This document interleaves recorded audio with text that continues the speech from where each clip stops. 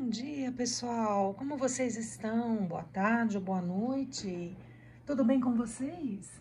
Hoje eu trouxe mais um tarô para abrirmos juntos. Na verdade, não se trata de um tarô, se trata da Carta dos Orixás, da editora Pensamento.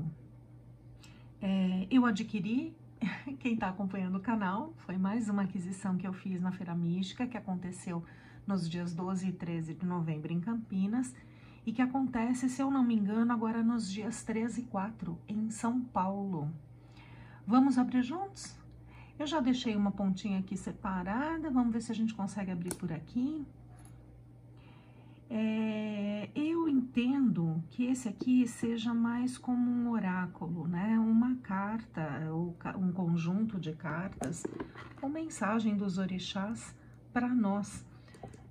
Os orixás, eles têm origem na civilização ou nas tradições africanas, são muito conhecidos, né? No Brasil nós temos a adoção dos orixás na Umbanda, eles são muito cultuados no Candomblé e em outras religiões africanas. Eu, particularmente, tenho uma afinidade imensa com eles, respeito demais, gosto muito daquilo que eles têm para nos dizer, né, dos ensinamentos, sem contar as lendas, né, as lendas são fascinantes. Vamos abrir juntos? Ilustrações de Wagner Vargas e a criação é de Celina Fioravante. Editora Pensamento, eu acho que eu já falei para vocês, ele vem naquela caixinha firme que nós gostamos, acredito que tenha aquele ímã. Aqui alguns dados, são 16 cartas representando os orixás, com belíssimas ilustrações do artista plástico Wagner Vargas. Ele também acompanha um livro ilustrado de 192 páginas, contendo conselhos dos orixás com base no estudo de sua mitologia, as palavras-chave para os temas, palavras-chave para as cartas de interpretação e as descrições de cada carta e valiosas combinações entre elas. Tá, Celina Fioravante formou-se em Belas Artes pela Universidade Federal do Paraná e fez licenciatura em desenho. Ainda jovem, dedicou-se a instruir-se sobre as mais variadas correntes espiritualistas. Publicou mais de 20 livros no Brasil e 6 em Portugal. Pela editora Pensamento, publicou Uma Parcela de Deus, Karma, A Origem da Dor, A Oração da Vida, Contato com os Guias Espirituais, Como Enfrentar Situações de Perda, O Pai Nosso e os Chakras, Causas Espirituais da Depressão e o Tarô Místico, entre outros. Faleceu em abril de 2007. Então, com todo aquele axé, com todo aquele agô, a gente pede permissão e vamos abrir mais esse oráculo aqui que trazemos para conhecer no canal. Eu quero agradecer as mensagens que eu tenho recebido, principalmente no Instagram, mensagens privadas. Eu ainda não estou fazendo gravações com leituras, o pessoal está me pedindo bastante. Talvez seja um projeto para o ano que vem, por enquanto eu não tenho condições, eu não tenho tempo, né? O tempo mais valioso dos episódios aqui da vida. Então eu não tenho tido tempo. Mas quem sabe ano que vem eu consigo me organizar melhor e faço as tiragens aqui para o canal, tá bom? Então só justificando aí o pessoal que tem me mandado mensagem que quem sabe ano que vem a gente começa a fazer as nossas tiragens. Pessoal, é aquela caixa que nós gostamos, mas ela não tem ímã, tá? Ela é simplesmente aquela caixa que nós gostamos, aquela caixinha dura. Aqui nós temos, então, o livro. Olha, o livro é bem completo, pessoal. Olha que linda, Mãe Iemanjá, Odoia. Odoia, minha mãe. Então, aqui ele explica, né, na tradição religiosa, os orixás se comunicam com o nosso mundo por meio do jogo de búzios, mas tal saber é reservado a quem faz parte do culto. Nessa obra, a autora quis fazer algo que pudesse ser usado pelos místicos em geral, com fundamentos corretos e uma boa dose de informação sobre suas respectivas histórias, mas que desobrigasse o consulente de seguir uma crença religiosa para aplicar esse conhecimento. E assim surgiu as cartas dos orixás. Nesse livro, os orixás são representados em 16 cartas que são utilizadas para se obter conselhos, tendo como base um texto que permite ao leitor entender o que cada orixá tem a nos dizer. Eu não vou ler tudo, tá, pessoal? Alguém já deve estar falando aí amém. Eu não vou ler tudo. Nós não temos somente 16 orixás, o panteão é muito maior que isso, mas pela visão da artista, entendo que ela deva ter escolhido por afinidade ou por serem os mais conhecidos, eu desconheço o porquê, tá?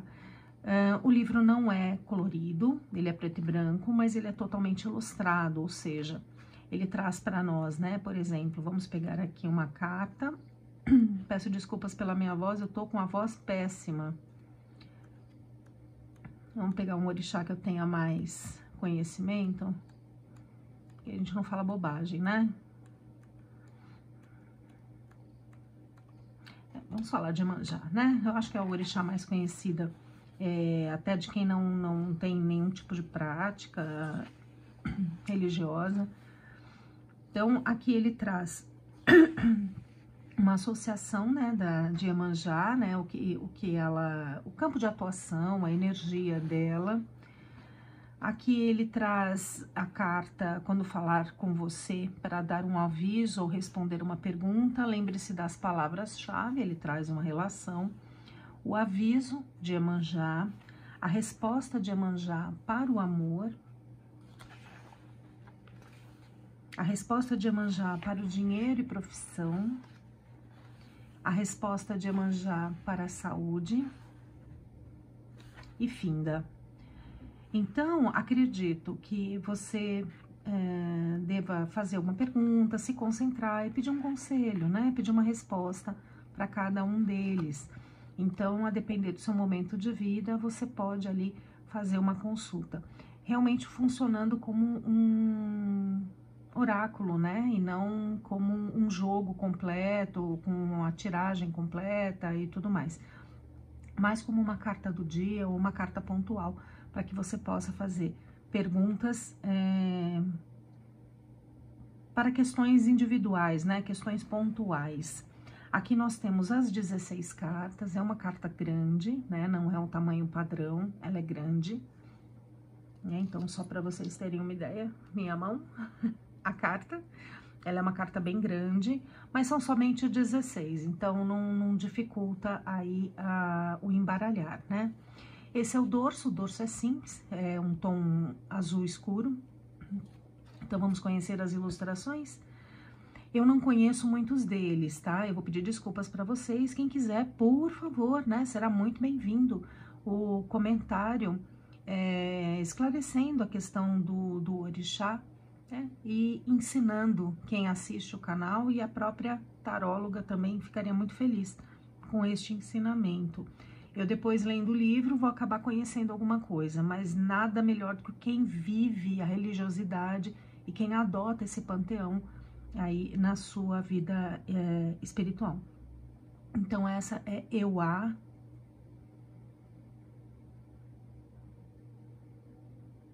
Eu vou passar bem devagar, tá, pessoal? Para que vocês possam ver detalhes. Exu. Quando eu conheci, né, a religião afro, eu conheci na Umbanda. E na Umbanda, Exu não é um orixá, né? Exu é uma entidade. Mas no Candomblé, Exu é uma entidade, né? Ele é um deus e ele tem ali o seu campo de atuação. Então, eu acredito que essa visão seja a visão candomblecista e não a visão umbandista. Por favor, né, quem estiver assistindo, me corrija se eu estiver errada. Eu não tenho vergonha de dizer que erro e gosto muito de aprender, e aprender de forma correta. Ai, meu Deus, olha que coisa mais linda. Poderosíssima Yansan, Senhora dos Raios, dos Trovões. Maravilhosa, né? Toda filha de Yansan é muito poderosa, né? São mulheres muito guerreiras, muito batalhadoras. Ela protege muito bem suas filhas, não somente suas filhas, seus filhos também. Mas eu conheço somente a versão de proteção feminina, né?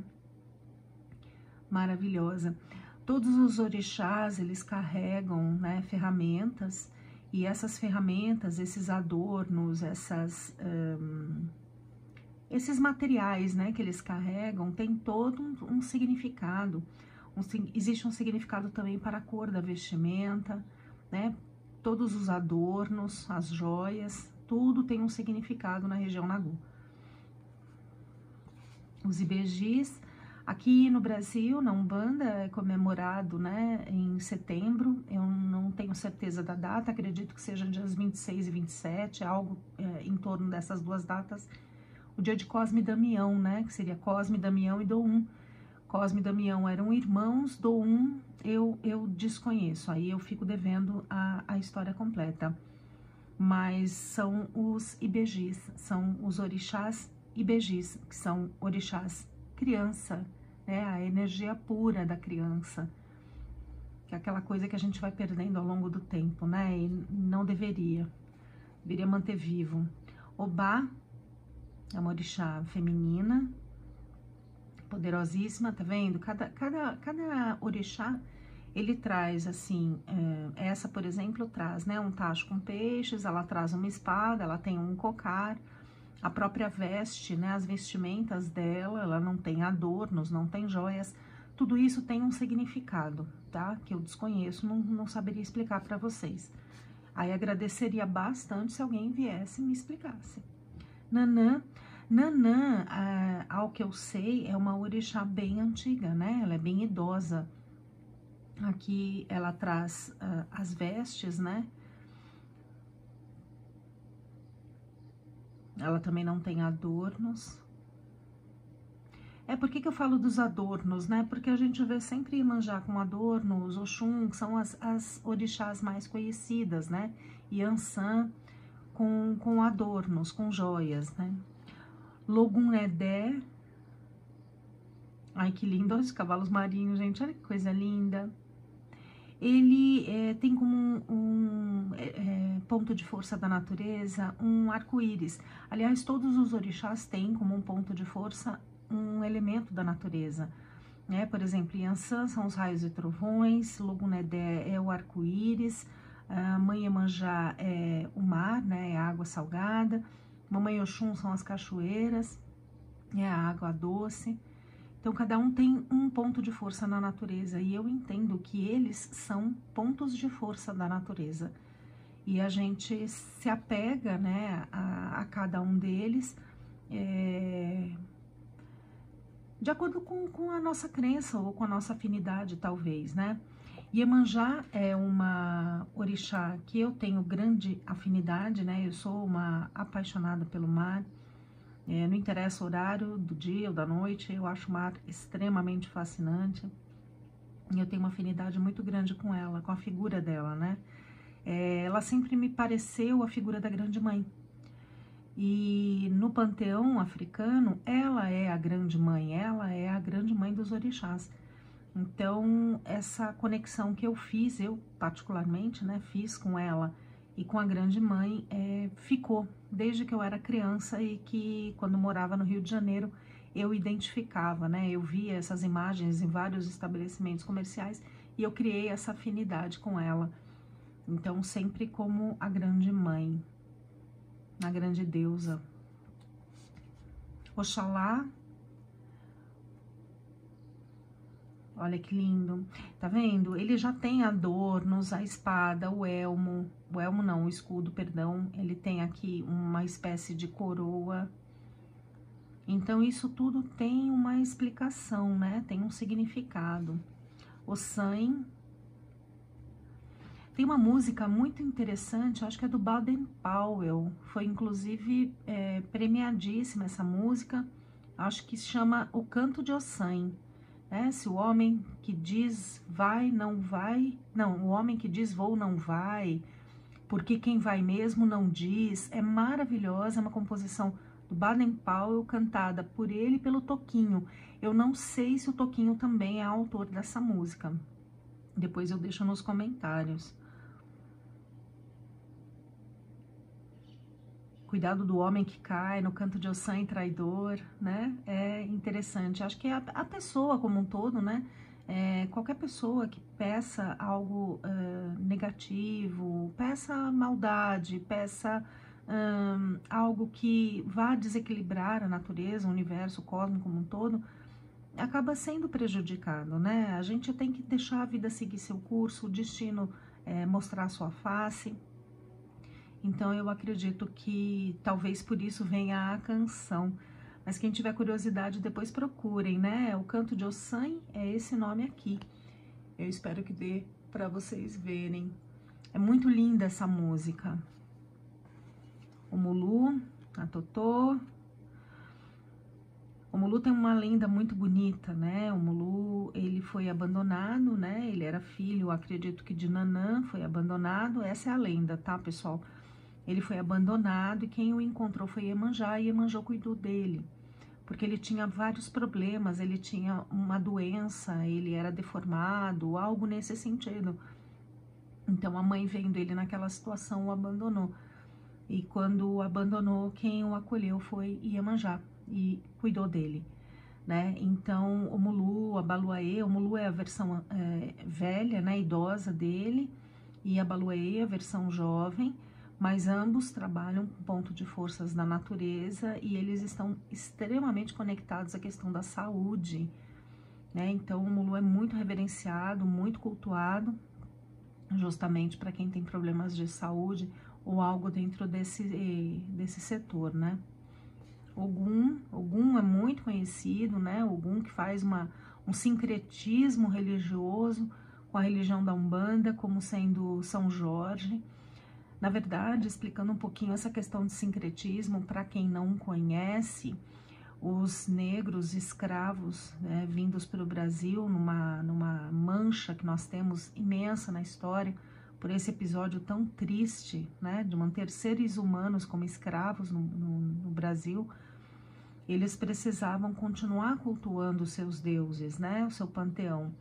Só que por estarem como escravos, numa condição desumana, né, terrível, eles não podiam fazer isso. Então, eles, para montar ali os seus altares, eles acabavam, entre aspas, adotando, né, santos da religião católica para que pudessem ser representados enquanto as suas cerimônias fossem realizadas. E Ogum ficou no secretismo, ele ficou como São Jorge, né? Então, todos os santos católicos têm uma representação. Eu não conheço todos, né? Eu sei que Nossa Senhora da Conceição ou Nossa Senhora Aparecida é Oxum. Eu sei que Santa Bárbara, da religião católica, é Iansã. Algumas eu sei. São Lázaro também foi um dos escolhidos. São Sebastião. Eu não sei qual ficou representando exatamente qual orixá, mas eu sei que existe essa representação, né? Um sincretismo que nós falamos, né? Religioso, entre o orixá e um deus da religião católica. Esse Xangô com um raio e com um machado. Xangô é um orixá ligado à justiça, né? Ao equilíbrio das forças. É um orixá muito reverenciado, principalmente para quem trabalha com questões jurídicas, né, advogados, juízes, enfim, quem conhece, né, e quem cultua e respeita essa religião. O Xumaré, perdão, eu falei do outro orixá, mas é o Oxumaré, que é do arco-íris, gente, perdão, viu? Peço desculpas, eu não me recordo qual que eu falei que era do arco-íris. Deixa eu voltar aqui um pouquinho.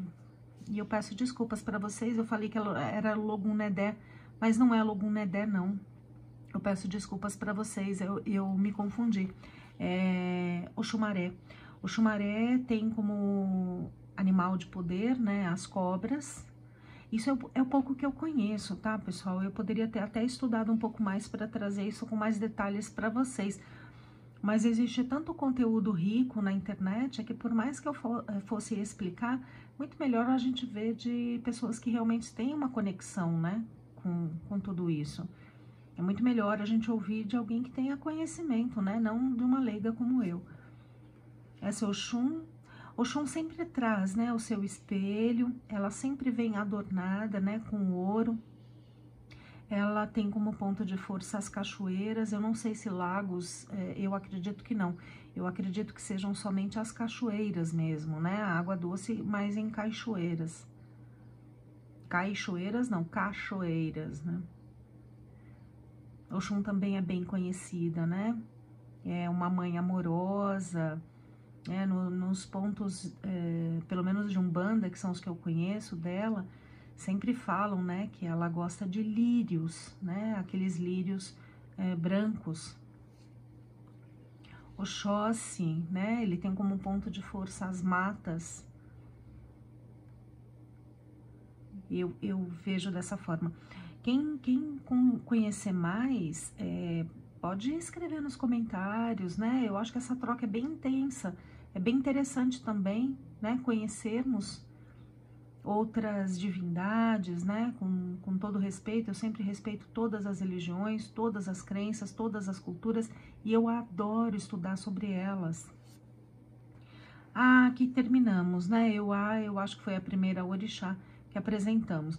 De fato, são somente 16 cartas, mas eu entendo que são 16 cartas poderosíssimas com cada conselho de cada orixá. Eu, como temente, como estudiosa, eu gosto, né, de ouvir, e esse oráculo me encantou justamente por isso. Que conselhos cada orixá poderia me dar para uma questão específica da minha vida. Eu adorei, espero que vocês tenham gostado também. Quem quiser, deixa um comentário para que todos possam conhecer cada orixá, quem quiser explicar cada um deles, né, tiver propriedade para isso.